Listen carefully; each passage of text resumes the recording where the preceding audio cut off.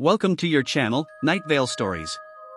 The package arrived just after sunset, dropped silently at the foot of Ethan's apartment door. No knock, no footsteps, just a rectangular box wrapped in dull brown paper. He froze when he saw it. His name wasn't on it. No address. No sender. Nothing but a faint, almost greasy fingerprint smeared on one corner. Ethan stood still, listening. The hallway behind him felt heavier than usual, like someone was holding their breath just out of sight. He whispered to himself, who would leave something like this here? He crouched down and touched it. The box was cold, unnaturally cold, like it had been sitting in a freezer moments before arriving. A strange smell seeped out, metallic, sharp, uncomfortable. A feeling crawled slowly up his spine, a familiar instinct telling him to leave it alone, walk away, pretend it never arrived. But curiosity, the kind that ruins people, pulled him in. He carried it inside and placed it on the table. The lights flickered the moment he cut the first strip of tape. Inside was a neatly folded piece of clothing, a white shirt, but stained with dried, dark red marks.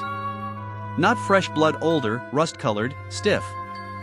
Ethan's pulse hammered. He didn't own a shirt like this. He didn't know anyone who would send something like this. And yet the size was exactly his. As he lifted the shirt, a small slip of paper drifted out and landed on the table. One sentence, handwritten in shaky ink. Return what isn't yours. Ethan swallowed hard. His apartment suddenly felt wrong, as if someone else was inside, watching quietly from the corners of the room. And before he could process what was happening, his phone buzzed. One new message from an unknown number. You have 24 hours. Ethan stared at the message. His hands trembled, the room felt suddenly too quiet, too still. 24 hours for what? He grabbed the shirt again, inspecting every inch. The fabric felt wrong, stiff in the places where the stains had dried, and the smell was stronger now, metallic but aged. The note's message kept echoing in his mind, return what isn't yours. He tried to think logically. Maybe it was a prank. Maybe someone had delivered it to the wrong apartment. But something inside him whispered the truth he didn't want to admit, whoever sent it knew him. The size, the timing, the message, none of it was random. He turned the shirt over and noticed something he hadn't seen before, tiny stitching inside the collar. A name tag. But not his name. It read, Thomas Hale. He didn't know anyone named Thomas Hale. He sat back, heart pounding, memory swirling. Last month, Ethan had found a phone on a park bench. Unlocking it was easy, and he had planned to return it once someone contacted him. But no one ever did. The phone was still in his drawer.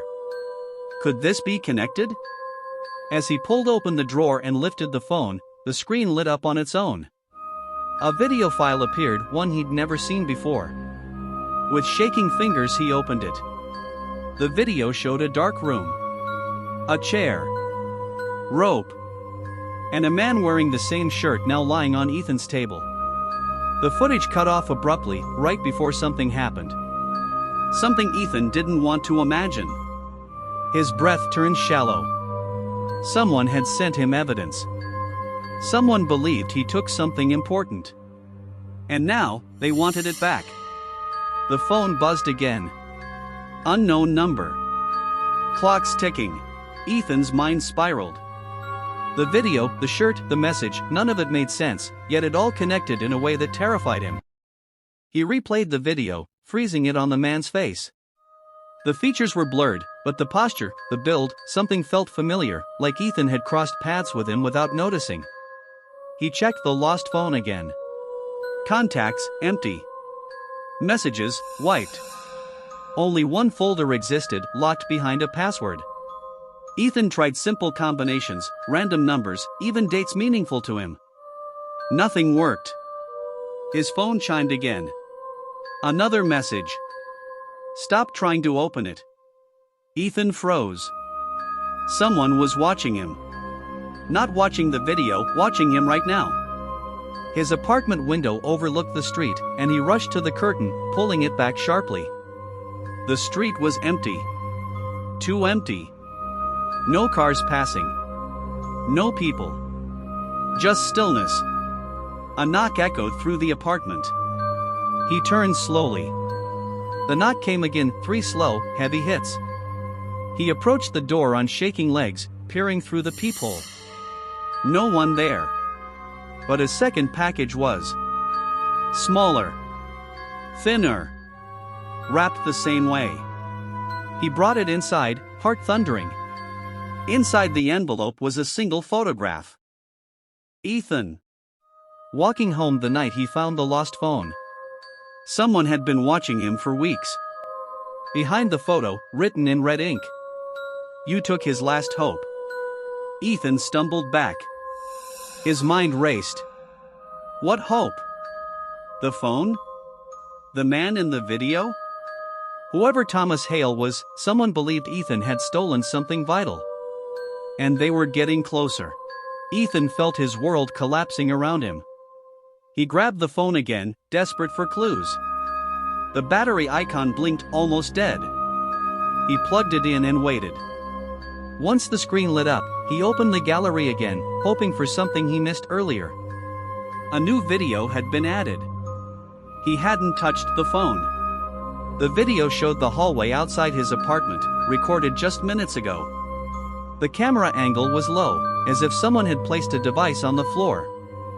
And at the edge of the frame, a dark silhouette shifted, too still to be human. Ethan's stomach clenched. Someone had been there moments before he opened the door. The video ended with a whisper. Finish what he started. He dropped the phone. Whatever game this was, it wasn't random. Someone wanted Ethan involved, deeply involved. Maybe Thomas Hale had been investigating something. Maybe the phone contained evidence. Something dangerous.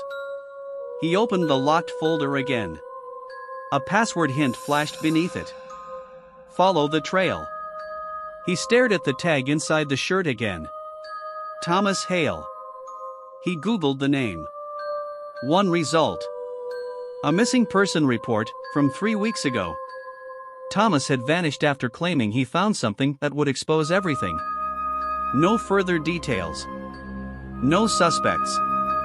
No updates. Ethan's breath caught. The phone. The shirt. The messages. Thomas wasn't just missing. Someone had silenced him. And now, they believed Ethan had what Thomas discovered. His phone vibrated. The same unknown number. Midnight. The old tunnel.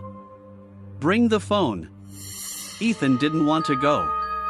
But not going wasn't an option anymore. Midnight arrived faster than Ethan expected. The old tunnel sat at the edge of town, abandoned for decades, swallowed by darkness and silence. He stood at the entrance, gripping the lost phone, the cold night air wrapping around him like a warning. He stepped inside. His footsteps echoed, each one swallowed by the emptiness. A faint light flickered deeper within. As he approached, shadows shifted across the tunnel walls, long and distorted. A figure finally emerged from the darkness, not close enough to identify, but close enough to feel its presence. The voice came low and controlled. You have something that belonged to Thomas. Ethan raised the phone.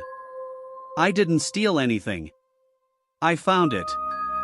That's all. The figure stepped forward, still hidden beneath a hood. He trusted the wrong people. They took him. Silenced him. But he hid the truth in that phone. And now they're looking for you. Ethan's blood ran cold. Why me? I didn't even know him. Because you picked up what wasn't meant for you. A sudden noise echoed behind Ethan. Another figure. Then another. He was surrounded. The hooded figure spoke again. Unlock the folder. Now. Ethan swallowed, hands shaking. He entered the name on the tag. Thomas Hale. The folder unlocked. Inside were files, documents, photos, recordings, proof of something massive. Corruption. Disappearances. A network operating in the shadows of the city. Thomas had uncovered it, and paid the price. The hooded figure lowered their voice. You have one choice, finish what he couldn't, or disappear like he did. Ethan looked at the tunnel exit. Darkness outside. Darkness inside. No escape. He tightened his grip on the phone and stepped forward.